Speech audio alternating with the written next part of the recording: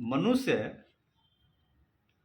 जन्म के साथ ही अपना परिश्रम अपने प्रारब्ध के लिए शुरू करता है। परिश्रम उसका कई रूप में हो सकता है।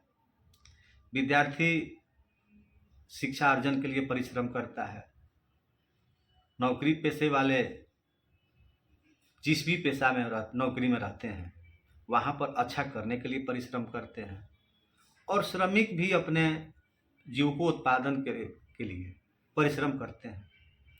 लेकिन सबका उद्देश्य होता है ये कि हम शांतिपूर्ण जीवन कैसे व्यतीत करें, उसके खोज में वो लोग लगे रहते हैं।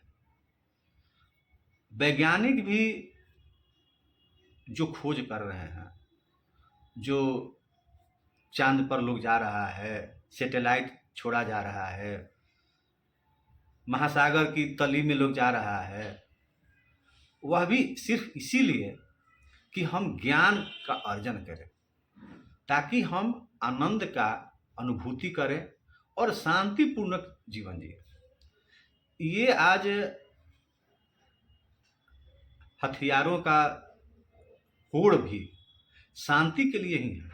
कोई भी ऐसा देश जो शक्ति संपन्न है, जिसके पास विध्वंसक परमाणु हथियार भी हैं, वो मनुष्य के जीवन समाप्त करने के लिए नहीं है।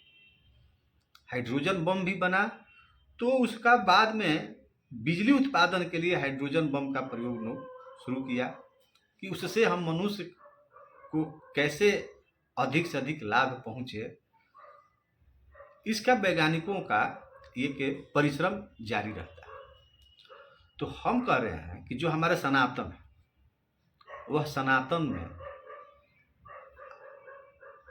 आनंदपूर्ण जीवन जीना, शांतिपूर्ण जीवन जीना और विश्व का कल्याण, ऐसा धरती पर कोई भी संप्रदाय नहीं है या तथाकथित धर्म नहीं है जो ये विश्व के शांति के लिए कामना करता है, विश्व के कल्याण के लिए कामना करता है, विश्व के सभी लोगों के लिए कामना करता है।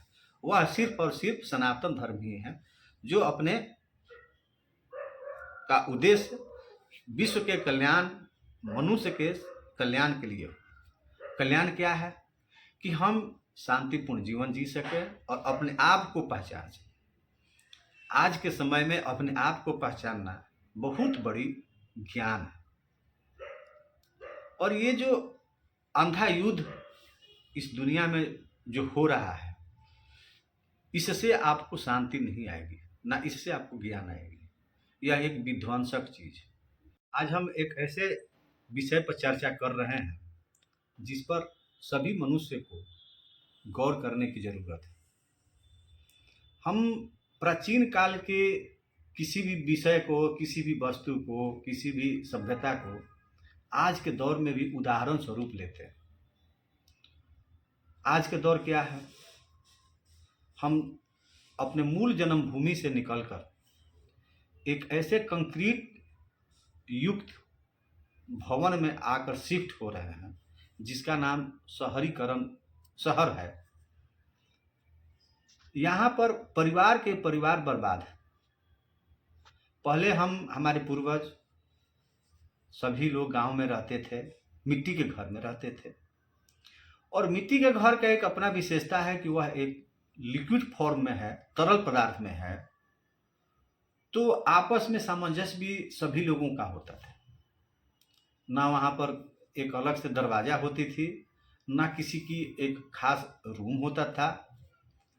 सभी लोग प्रांगण में बैठते थे, आपस में विचार विमर्श करते थे और अपनी जो समस्याएं मूलभूत थी उसका निराकरण कैसे हो विचार करते थे। लेकिन इस शहरीकरण के दौर में जब से हम कंक्रीट के भवन में आना शुरू किए तो यहाँ पर ड्योढ़ी खत्म हो गई, यहाँ पर आंगन खत्म हो गई, यहाँ पर अलग अलग रूम हो गए, जिसका कि ईंट की दीवार, कंक्रीट की दीवार हो गई। उस दीवार में हम क्या बात कर रहे हैं, किससे हम अपनी बात कहने जाएं, यह पता ही नहीं चल रहा है। परिवार एकाकी होते जा रहा है, उनके कई सारे रिश्ते दूर होते जा रहे हैं और हम अशांति की ओर बढ़ रहे हैं। आप लाख किसी अच्छे पद पर नियुक्त हों, अच्छे बिजनेस में हों, अच्छे इनकम वाले हों, लेकिन आपको शांति नहीं है। उस शांति को प्राप्त के लिए आप पुनः प्रकृति की ओर ही लौटते हैं। कहीं आप झरना के किनारे, नदी के किनारे, पहाड़ों पर, समुद्रों पर। कहने का अर्थ है कि जो प्रकृति के दिया हुआ उपहार है, वहीं हम बैठ करके अपने मन को शांत करते हैं। ऐसा कोई भी कार्यालय नहीं होता है, ऐसा कोई भी वैज्ञानिक नहीं है जो सप्ताहांत में अपने को एकाकी मतलब प्रकृति के गोद में वो बिताना नहीं चाहता।